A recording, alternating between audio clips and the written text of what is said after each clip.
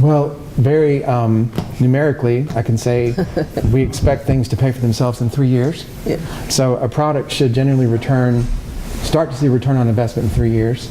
In our business, it probably takes longer for, some industries, power industries, to get that kind of return, but that's what we look for. Yeah, I think unfortunately there's really no golden bullet on answering this question. What we suggest our clients are generally, it's good when the clients have an own financial input in their business. That motivates them more, but it just goes to a certain extent.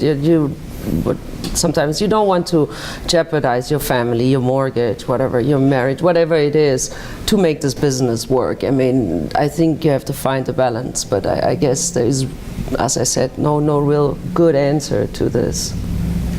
When it's hard to get people to go to the meeting to talk about it, I think you really have to think about giving up on that. Yeah, I mean, mine's a combination of all. If it doesn't get you out of bed in the morning, it's probably time to let it go. Yeah.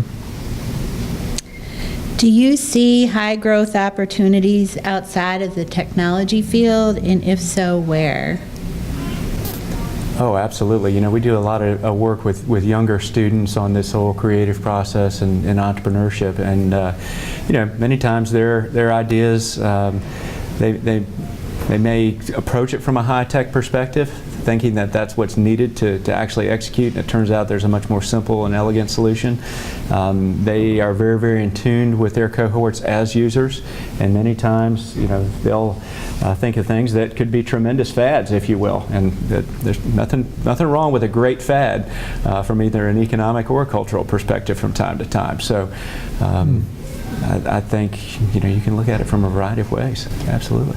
We just took a team of students to compete in a statewide competition on social entrepreneurship, and one of those teams proposed a business that's based on creating a genetically specific service animal. I could explain more, but it was way beyond me to sort of follow the science of that at some points. But there is a special way that they're breeding dogs that are becoming service animals, and they're building a business around this for people who have PTSD and other sorts of mental illness. So I think if you look for a problem like that, there are often things that are not technological that can be a real good innovative strategy to address them. Oh yes, of course, for certain. Technology is it's almost a tool.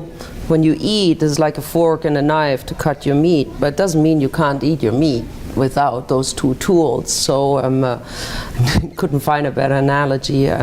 So definitely a social entrepreneurship. I mean, it's a boom. It's very creative ideas, and students with their fresh mind, very engaged on finding problems to solutions, or other way around, solutions to problems. But also serial entrepreneurs who just get bit by the bug. They want to change from being CEOs at a drug development company to doing completely something different, helping high school students to accelerate. So yes, definitely. Well, and you often see in good design, the most challenging thing is to take the technology out. Right. Mm-hmm. Sometimes the easy path is to put the technology in, but the elegant and really profitable solution is the hard work it takes to take it out. Yeah. Yeah, I mean, there has to be more ideas out there beyond technology that can produce revenue.